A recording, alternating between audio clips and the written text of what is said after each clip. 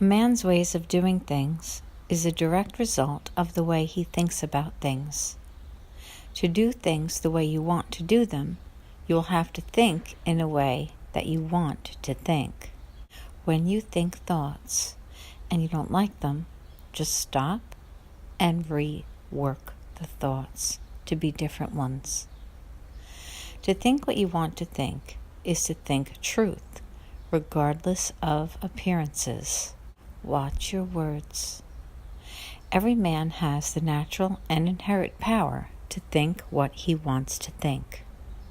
But it requires far more effort to do so than it does to think the thoughts that are suggested by appearances. To think according to appearances is easy to do. To think the thoughts regardless of appearances is laborious and requires the expenditure of more power than any other work man is called upon to perform. When you're in the midst of seeing things that you don't like and needing to contradict what you see with truth, just realize it isn't easy. It's okay. Take a look at the thing, tell yourself what is the truth, and ignore the feeling. Just keep telling yourself. You'll change your mind. You'll change how it feels. There is no labor than that which most people shrink, than of sustained and consecutive thought. It is the hardest work in the world. This is especially true when truth is contrary to appearances. Every appearance in this visible world tends to produce corresponding form in the mind which observes it, and this could only be prevented by holding thoughts of truth. To look upon disease will bring upon the form of disease in your own mind, and ultimately in your body, unless you hold the thought of the truth, which is there is no disease. It is only an appearance, and the reality is health. To look upon the appearance of poverty will produce corresponding forms in your own mind, unless you hold to the truth that there is no poverty, there is only abundance. Every time you're faced with that familiar feeling of lack, just stop and say, no, remember, there is only abundance. This isn't real. There is only abundance. To think health when surrounded by the appearance of disease, or to think riches when in the appearance of poverty, requires power. But he who acquires this power becomes a mastermind. He can conquer fate. He can have what he wants. So just continue to practice and use every opportunity of doubt to bring back the awareness that you need to practice and stand in truth, and then you will become a mastermind and conquer fate.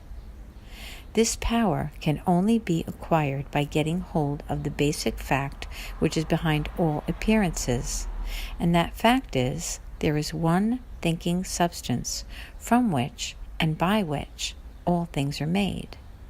Then we must grasp the truth that every thought held on this substance becomes a form, and that man can so impress his thoughts upon it as to cause them to take form and become visible things.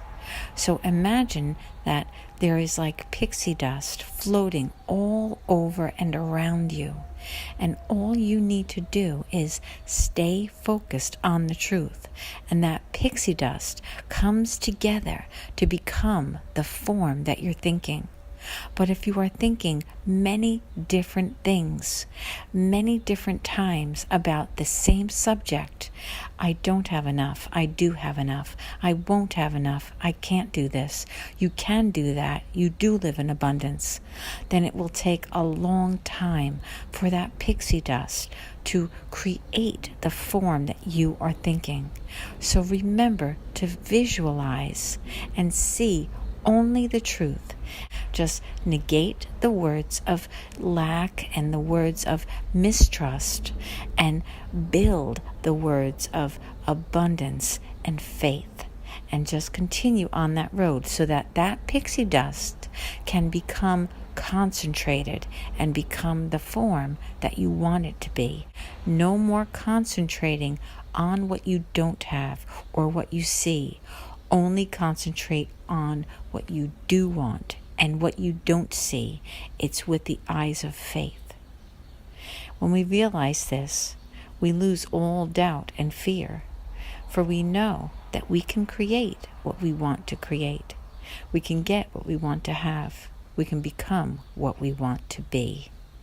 There is a thinking stuff from which all things are made, and which in its original state permeates, penetrates, and fills the inner space of the universe.